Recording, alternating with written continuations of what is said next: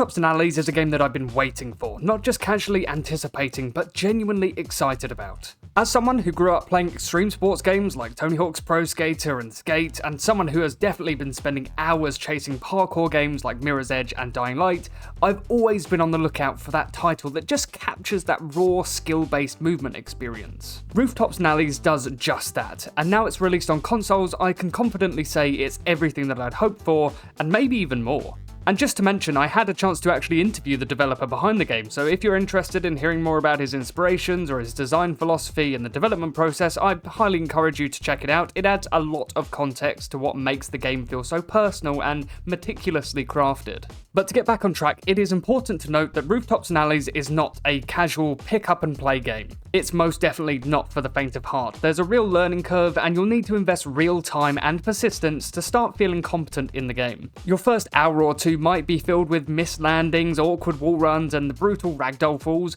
but the payoff is absolutely worth it. Once you begin to master the controls and land your first smooth combo, there is an intense amount of satisfaction that very, very few games can replicate. And the more effort that you do put into it, the more exhilarating the experience becomes. The trick system in Rooftops and Alleys is diverse and deeply rewarding. Whether you're vaulting or flipping or wall running or chaining together flow-based transitions, there is a near endless array of ways to express your movement style. The game really does encourage creativity and experimentation, but most importantly, mastery. The more you play, the more you realise the world is truly your oyster. That being said, the game isn't without its rough edges. The physics engine, while generally quite responsive, can be a little janky at times. For example, if you land a trick on a small object like a wooden pallet, you might unexpectedly just ragdoll. Yes, these moments can be frustrating, especially during a well-executed combo. However, these quirks are largely forgivable when you consider the game's roots as a simulation. It's designed to simulate real-life movements and physics, and that means some things just go wrong sometimes. This isn't just a game to hold your hand and iron out every single jagged edge for the sake of mass appeal. It's raw, authentic, and occasionally unforgiving.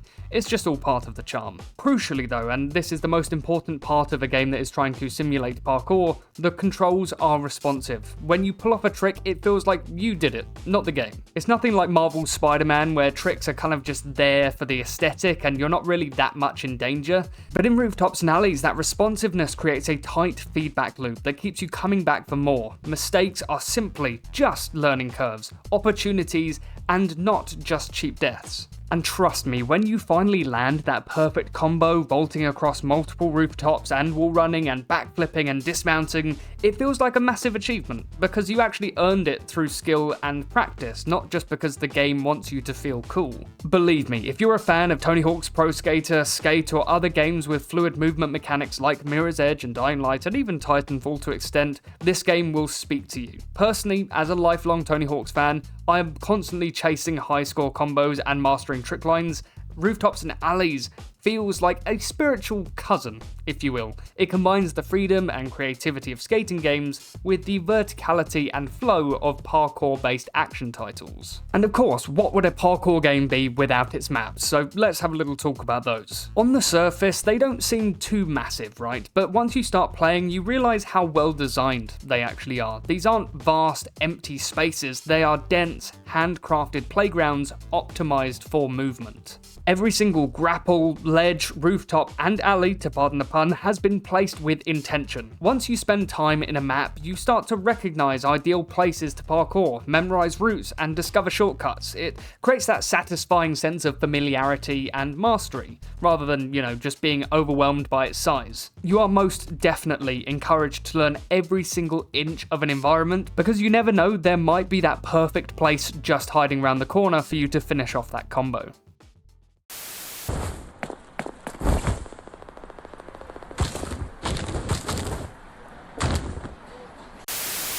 Sometimes you can't be bothered to climb up a building to get where you want to go, so they have a new system in place. Each map includes a hidden pigeon, which essentially acts as a fast travel unlock. Once found, you gain the ability to launch yourself into the sky to any location on the map you see fit. It's a really clever way to make exploration feel rewarding, while also offering a practical gameplay advantage. Because not only can you scope out the environments, but you can also see where each of the challenge points are.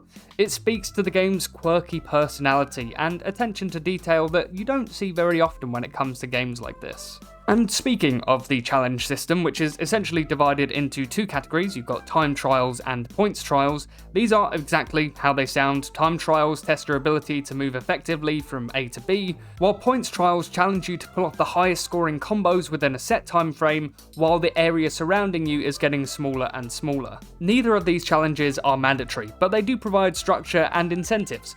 Completing them unlocks new customization options, adding another layer to progression and replayability, but it also gives you a chance to practice your skills and combos in a practical setting. And touching on customization, the system is simple but effective. You can fine-tune your character's appearance with various sliders, adjusting clothing styles, colours, and much more. It's not necessarily the deepest system out there, but it offers just enough flexibility to let you express yourself. And that's whether you want to create a sleek freerunner look or someone who's brightly dressed. The tools are totally there for you to do what you will with them.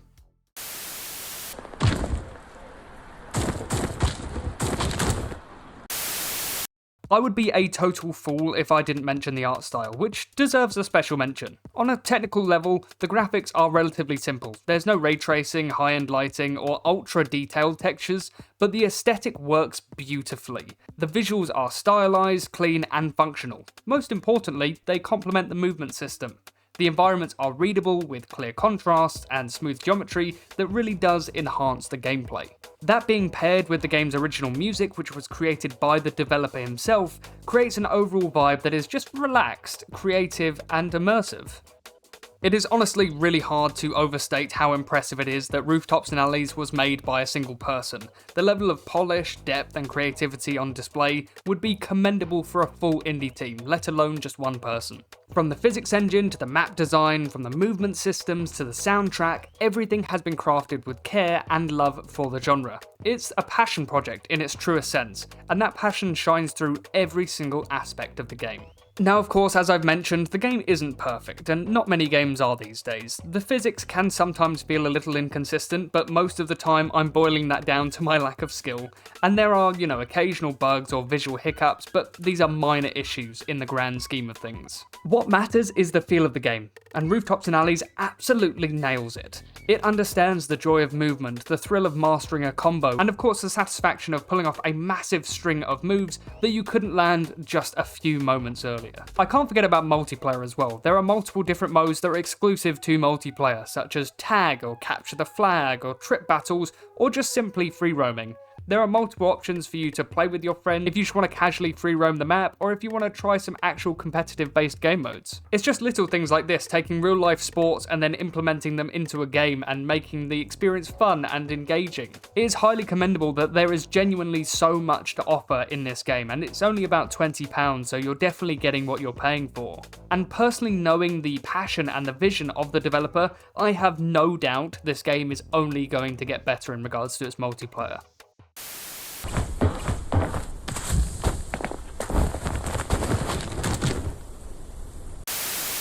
At its core, Rooftops and Alleys is a movement game. It doesn't try to be anything else. It doesn't bog itself down with unnecessary storylines, combat mechanics, or bloated open world stuff.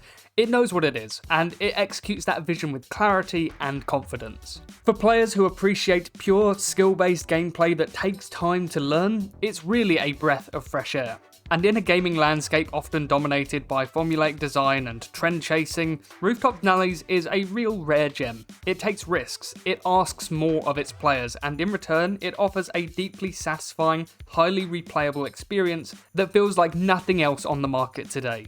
It's the kind of game you don't just play, but you practice, you learn it, and you improve, and when you finally master it, it feels absolutely incredible. So if you're someone who loves movement games, or if you're looking for something new, challenging, and deeply rewarding, give Rooftops and Alleys a shot. It may not be the flashiest in regards to graphics or the biggest budget, but it has heart and soul, and that's a lot to say. Its gameplay loop is something that is really impossible to put down. Fundamentally, Rooftops and Alleys is a diamond in the rough. The polish and scale achieved by one person is nothing short of unbelievable.